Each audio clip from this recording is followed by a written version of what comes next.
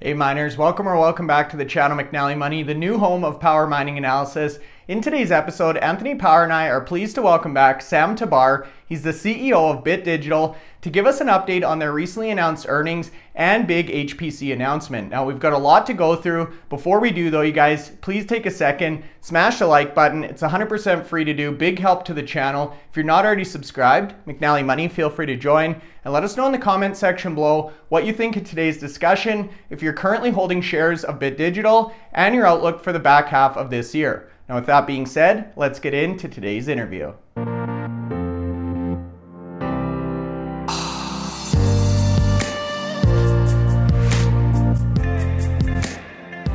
Okay guys, so that's right. Today's video, we've got Sam Tabar back in action. On the show, we were fortunate enough to meet up down in Nashville. Sam is obviously the CEO of BitDigital. You've been very busy over there. We have earnings to talk about, a big HPC announcement. We wanted to welcome you and thank you so much for your time today. Thanks for having me. Hey, now I just mentioned we crossed paths in Nashville. We went to the BitDigital party, and I got to say there was a ton of influencers there. There was Freedom 45. We got to meet Bitcoin mining guy, Bitcoin Bella, A-Trades. Anthony and I were really overwhelmed, I guess, to meet all the people in one place. So first and foremost, Sam, I just wanted to thank you for the support of Power Mining Analysis and for hosting us there in Nashville. Oh, you're welcome. It was really great. I was very surprised that so many people came to the event. I mean, it was agnostic. It had nothing to do with like BitDigital per se. It was basically just sponsoring a community gathering, and it was just great to see everybody because we all interact with each other digitally, and it was just great to see everybody IRL. IRL is right. So with that being said, I know you've had a lot going on even since our visit in Nashville. Can you give us a quick update, Sam, on just what you've been working on and any key updates since our last meeting? Yeah, I mean, we did our second quarter 2024 financial report and earnings call that happened earlier this week. We announced a second HPC customer with a contract value of up to 700 million, and that's a locked 5-year term. We've made our full-time HPC hires, and we're now working on a number of very exciting developments, catalysts that are in the pipeline. So we're really excited by that. Amazing. Now, before we started filming, we were talking about this HPC strategy, how exciting this space is. I remember a while ago now, almost a year ago, there were comments of HPC being a flash in a pan or a wave or a trend, something like that. It appears that's not the case, Sam. So can we get an update on the HPC strategy specifically at BitDigital? Yeah, so our update with respect to HPC is that in late July, our initial customer, our anchor customer, brought in some new technical talent, which led to a review of their future hardware portfolio. As a result, the customer asked us to pause the H100, the second tranche, while they assess the possibility of upgrading the servers to the newer generation models, which is the Blackwell B200s. So we reached an agreement with the OEM to delay the server order. We've only paid for certain longer lead time networking equipment, which is good. So there's no change in the customer contract. It remains in full effect, in full force and effect. The pipeline in HPC remains strong and it continues to grow. We continue to believe that we can reach our $100 million annualized revenue target by year end, even if the 2000 GPU expansion deployment is pushed into 2025. And we announced our binding term sheet with our second HPC customer, Boosteroid, which is the world's third largest cloud gaming provider following Microsoft and NVIDIA. And this represents a key end market expansion for our HPC business and beyond, especially as we work with AI applications and LLM. It's just good to have a diversity of that kind of clientele. Yeah, so that's basically the development. Hey, a quick follow-up there for you, Sam. Two notable things there. Now you're getting some diversification in terms of client base. So you're one of the first miners, I think, if not the first, to have multiple clients. So I wanted to get your thoughts on that. And then secondly, another form of diversity there is possibly getting into these new servers, the Blackwells expanding from the H100. So I wanted to get your take there, as this is a very fresh industry. You've got first mover advantage, and now you're starting to really kind of add some depth, I guess, to the lineup. Yeah, so we've been fairly criticized for, having that giant anchor client. A lot of people felt that was a revenue concentration risk, and they were right. And we addressed that problem. It's a good problem to have, by the way, but we did address the problem by diversifying our client base with very significant counterparties like Boosteroid, and we'll continue to diversify our client base. Stay tuned. But it's very important to have a diversity of clients, because if you only have one client, it's basically a trade, not a business. You have to have multiple clients, then it becomes a real business. So we're really happy about that. With respect to Boosteroid, it's a locked 5-year term and provides up to 50,000 GPUs over the 5-year period. Following the signing of the MSA, we're working very hard to get that MSA executed and looking forward to announcing that very soon. And if Boosteroid elects to deploy the entire 50,000 GPU allotment, the entire contract is worth about $700 million of revenue to Bit Digital over 5 years, subject to market conditions. So initial deployment will be a test quantity that represents about $2 to $3 million in annualized revenue in its starting form. The initial deployment is expected to take place over the next 2 to 3 months, and we expect to scale the contract throughout 2025. In terms of obviously providing services, are they providing the GPUs, or are you leasing GPUs like you have for your original client? Those are our GPUs. So you'll lease. Are these GPUs that you already have then, are they, and you'll use for that service, or are these ones that you acquire? We acquire them. These GPUs are not H100s. They're not like the Lamborghinis of HPCs. They're a little bit less what's the word? Less Lamborghini-like? Yeah, Lamborghini light, basically. I mean, obviously more powerful than Bitcoin mining computers, but not as powerful as H100. So the margins are a little bit less. That's why we're excited.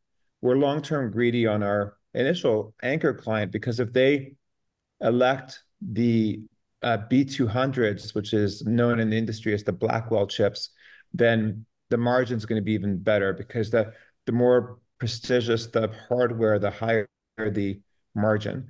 Sure. So, and although the margin for Boosteroid is really still awesome and better than Bitcoin mining, certainly at the Bitcoin mining prices these days, we're really happy with those margins. And I'll be able to say more once the MSA is signed. But typically I mean, we know that for the first client, you lease facilities, you lease the GPUs, and obviously arrange for the energy contract. Are we assuming that that sort of model follows through to the second client now, in terms Yes. of your source everything and everything be on a lease basis, which gives you, then you understand your margins going forward, Yeah, pretty that's much right. predictable margins going forward, rather than speculating like we have done on the sort of mining side for a number of cycles. Yeah, I'm able to go to sleep at night knowing how much money will be made on the HPC side.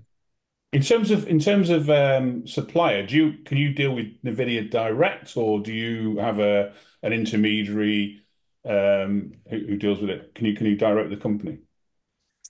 Yeah, we have a partnership with NVIDIA, so we're dealing with the counterparties directly. Amazing. Hey, Sam, I wanted to just touch on something I said earlier, just how new this HPC AI industry and space really is. We've started to see a number of the Bitcoin miners really following suit and starting to focus on the HPC space. And we're now seeing different strategies emerge. So Anthony just kind of outlined Bit Digital strategy. Obviously, Core Scientific has a contract and strategy. Can you highlight some of the key benefits of your approach to HPC? Maybe not versus peers, but just compared to some of the other models. Yeah, so right now we're actually much closer to the CoreWeave side of the equation as it relates to the Core Scientific deal. So the Core Scientific, they're offering co-location services, which is basically they're renting out infrastructure to CoreWeave, who then places their GPUs there to run for their clients. So we're more a CoreWeave than a Core Scientific. As it stands, we're purely sourcing clients and designing a network for them and procuring the GPUs and then finding third-party data centers to run them. And we've said it in the past that we are interested in owning our data center on the HPC side. So in the future, if and when that happens, we'll be able to offer co-location services like Core Scientific. But I have nothing but nice and wonderful things to say about Core Scientific. That deal did unleash the metrics in the industry, and I met Adam personally in Nashville. He's a great guy. Yeah, it certainly did. I mean, it looks like obviously I mean, having spoken to a number of Wall Street analysts when we were in Denton and then again in Nashville, we saw a lot of analysts in Nashville as well. It seems the focus of the conversation is still really around HPC and not around Bitcoin mining. And we noticed from your recent update that you've now basically informed shareholders that you're not going to complete your growth in Bitcoin for this year while you assess the landscape at the moment, because your returns on HPC seem to be a lot more well, predictable, but obviously there are significant impacts on your income statement. I mean, with the talk around HPC being so, I mean, what are sort of like what do you think are like the barriers for people to try and come into this space, thinking it's the golden goose is there for anyone that's just got a bit of money and set up themselves? Are there barriers that, if I said to Sam, you could start tomorrow with the knowledge that you've gained over the last few years, and here's a pot of money, would you be able to replicate what you've done now, or have a vision going forward to deliver something, or is there a challenge there for people coming into this space? Because it looks like there's a big requirement, but there's only a select amount of people with power effectively. Well, to begin with, there are some muscles that Bitcoin miners don't have that they'll need to develop. So those atrophied muscles I'm referring to as client development. So Bitcoin miners have never had a client. They've self-mined and they slap the Bitcoin on their balance sheet and they present themselves as a leveraged proxy on Bitcoin to the capital markets. That's been the pure play approach. I believe the pure play approach is dead. I don't think that will work.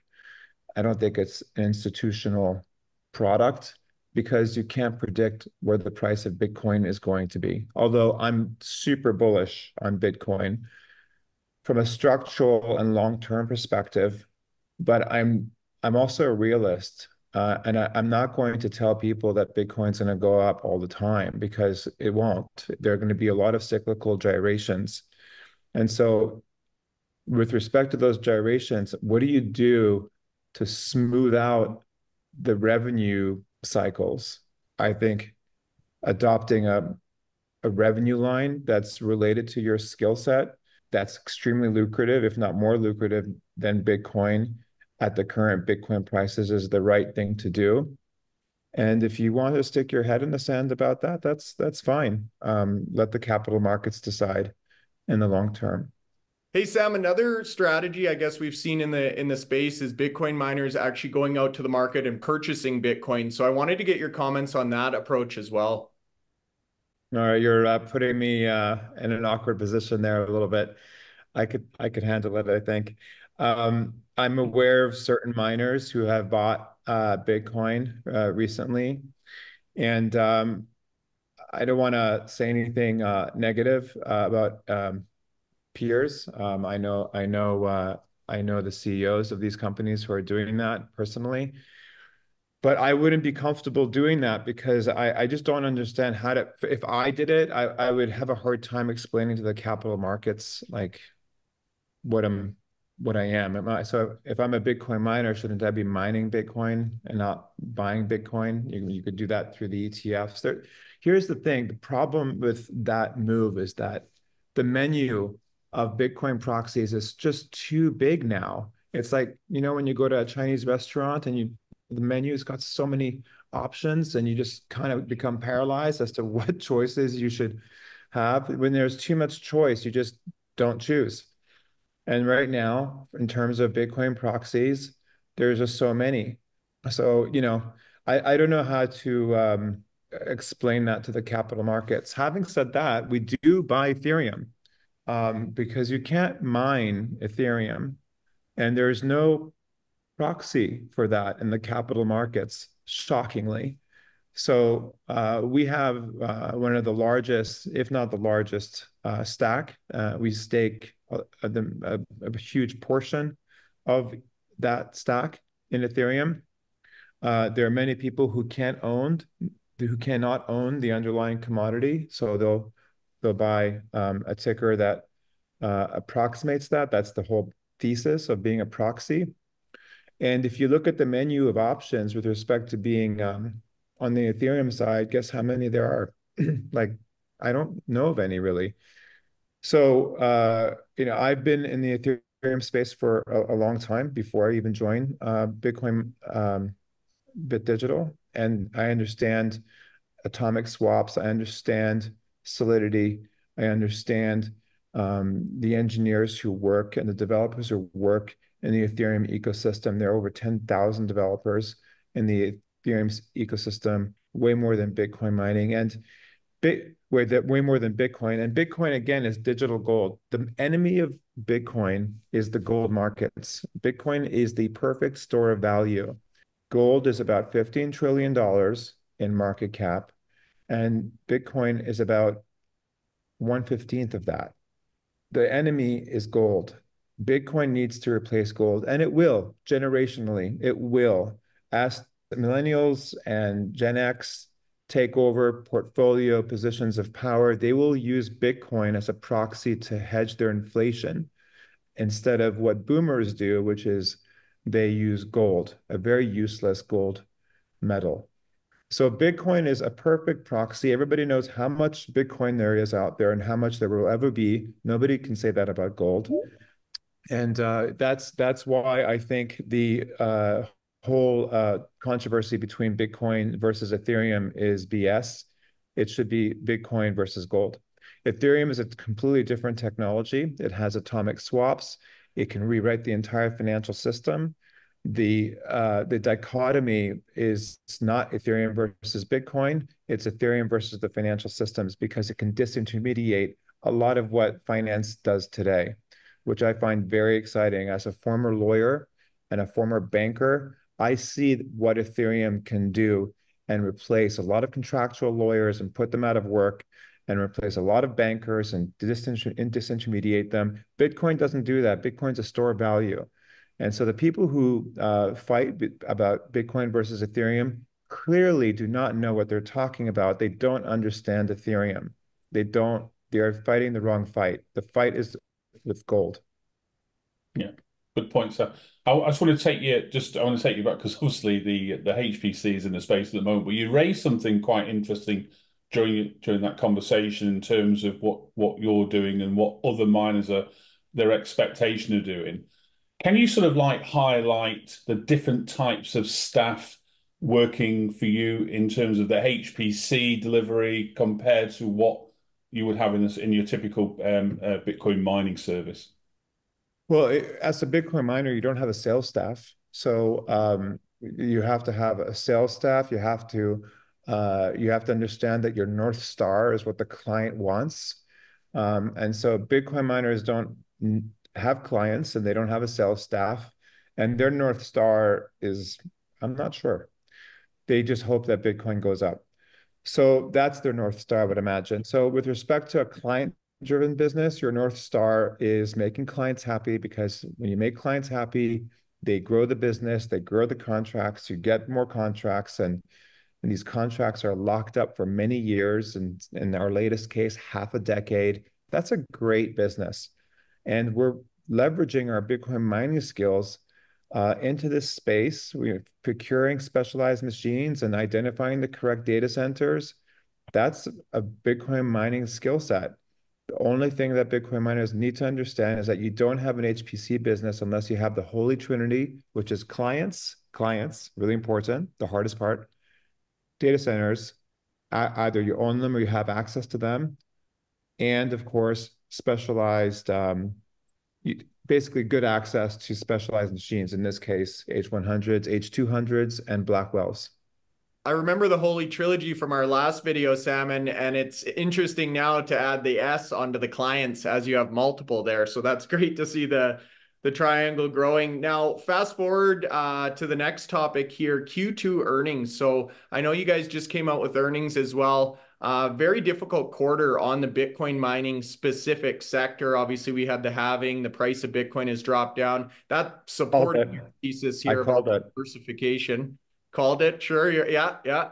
And Ethereum's down a little bit too, though, so we got hit on that side too. But that's fine. We have confidence both will come back. However, for the pure play miners, it was obviously a very difficult quarter, especially those that adopted FASB accounting with the unrealized losses. Can you walk us through Bit Digital's quarterly results? Yeah, so our total revenue was $29 million, which is a 220% year-on-year quarterly. Total Bitcoin earned was 244. We were mostly quiet on Bitcoin mining by design. We wanted to see how the environment would look after the halving, and we were right to pause on that, despite all the pressure we received from many people in retail to grow no matter what the economics are, just grow. That was not the right move, and we're now proven to be correct on that. Our Bitcoin mining revenues increased 80% prior to the year, so to $16.1 million due to higher Bitcoin prices. Our HPC revenue has been 12.5 million at 63% gross margins, and our total liquidity is now almost 200% more. So we're at $192 million in total liquidity. We earned 109 ETH from our native staking rewards, which represents about, not huge, it's 374,000 in revenue. Our balance sheet, we have zero debt. We have a pristine balance sheet, and we're deliberately strengthening our balance sheet. We have considerable dry powder to deploy in opportunities that we view as highly accretive and highly strategic. More on that in the future. And our gross profit has been 13.8 million, which is a 300% increase. Mining contributed about 5.5 million, and our HPC contributed almost 8 million to our gross profit. So, our gross margin expanded by 1,100 basis points. Our active hash rate, 2.6 exahash, and there's been a decline. That's been attributed to Iceland and energy saving measures at sites where electricity prices were unusually high. Our near-term focus for our fleet is simply improving the efficiency of our active fleet and lowering production costs. But, our full first quarter contribution from the HPC business is very well timed. It helped offset the decline stemming from post-halving reduction in block rewards, and that was all by design. So yeah, so we have, $61 million of cash and restricted cash. Digital asset position is worth about 130 million as of the end of June. So that's about 190 million in liquidity.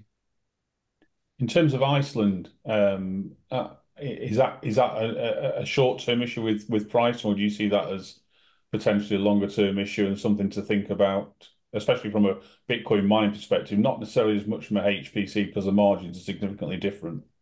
Yeah. So our HPC business for our client one that fleet is in Iceland, 100% of it. And it's hard to say on the Bitcoin mining side. That's much more, it's difficult to a future view in the Bitcoin mining side in Iceland because you kind of never know what the prices are going to be, the electricity, which has such a huge impact on margin. And these are not things you could always control. Makes sense. Hey, now we talked briefly about the Ethereum strategy a little bit earlier, and I appreciate you going into that. I wanted to touch on your experience in the law field and business fields because you talk a lot about these smart contracts, Sam, and the potential of Ethereum. So I wanted to give just viewers maybe who are unfamiliar with your flywheel strategy, just a high-level refresher of why you like Ethereum, why you have so much on your balance sheet, and how the staking process works.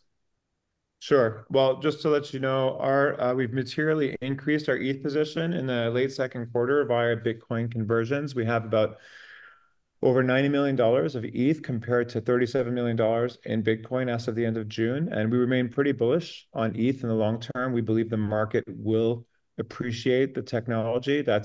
Time is our friend. So we're happy to be patient on that. We're also pretty happy with the institutional inflows that the spot ETH ETFs have brought and will bring into ETH. We think that's going to be helpful in terms of bringing awareness and education around ETH to the broader public markets. One key aspect that the ETFs lack is the ability to stake. So BitDigital has that advantage over these new vehicles. The ETH ETFs cannot stake. We can. So people buy our ticker as a proxy to get exposure to staking economics. And staking ETH is a no-brainer for us. And since, as mentioned, since Bitcoin is a crowded market when it comes to proxies, and you have you've got ETFs, you've got MicroStrategy, you have miners. There aren't many ETH proxies, as I mentioned, so that's been very interesting for us. And ETH has a market cap of 300 billion, and you don't have proxies for ETH. So enter BitDigital.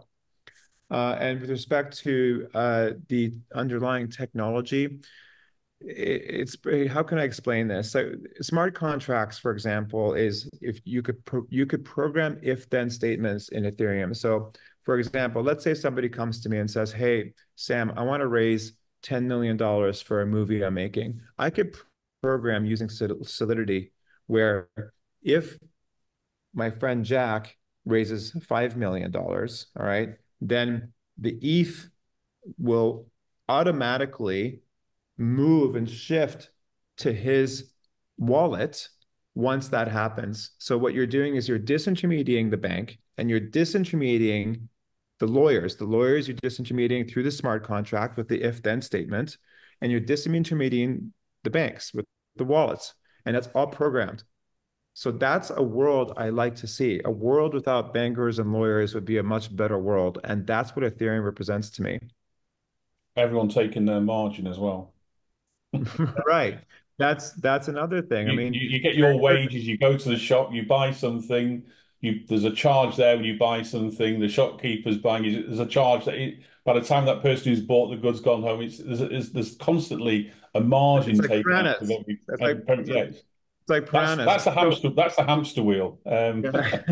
That is. But remember earlier I said that the enemy of Ethereum is the financial system. Yeah. The financial system thrives on friction, on inefficiencies. And every time you shuffle money or you have a contract, some person is taking a bit of that off the top every time that money is shifting. So what Ethereum does is removes all that. And that is a big deal. That's why I love that technology. People will get it eventually. Time is our friend on that. I know everybody understands the thesis of Bitcoin. The only thing that people don't understand is that gold is its enemy, not Ethereum. But again, time will be our friend, and people will get that in the future. So nice an opportunity to put you on the spot, and I think I'm going to take one now, Sam, in terms of what you said on a previous podcast, in terms of the market's not really giving you any sort of gratification for what you're doing on the HPC side, and you indicated then that maybe the future would see you spin off the Bitcoin mining away from Yeah. HPC, so you had a company focusing on that, and listening to your conversation today and drawing out the fact that everything is very much focused on the HPC side. Is this sort of becoming close to a reality? I can't by law speak about like the share price. But I can say that I don't believe the markets are still taking us seriously enough on the HPC side. We're not getting the multiples that we should be getting. And so, I believe that once we go through certain catalysts in the future, that eventually the markets will hopefully appreciate what we're doing. We've hired very senior sales staff. We've been able to build this business without sales staff, and so we finally have that. They started a few weeks ago, and now they're gearing up and helping us advance all these contracts to the finish line. I'm looking forward to announcing new clients. We're ramping up existing deals with Boosteroid, and we're getting clarity on our anchor customer, whether they want to go with the Blackwells or not. And that'll change the margin profile. And there are other strategic elements that I can't provide too much detail on at the moment that would be transformational. But it looks like everything's focused on HPC and not as much keep the mining business going as it is at the moment, but the focus on the HPC delivery, I take. The answer is yes, and I hesitate because I understand the audience I'm talking to. The audience I'm speaking to are Bitcoin maximalists. I'm a shareholder maximalist.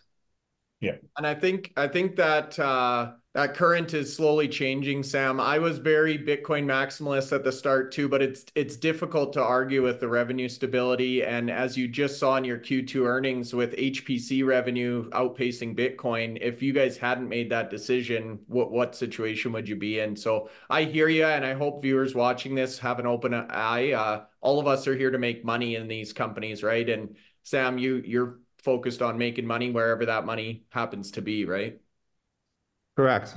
Yes. And by the way, I don't want my peers to suffer. I'm not like rooting for them to go down or anything like that, but I need to do what's best for my shareholders. And I don't want to run a business based on, I hope Bitcoin goes up, because I have no control over that.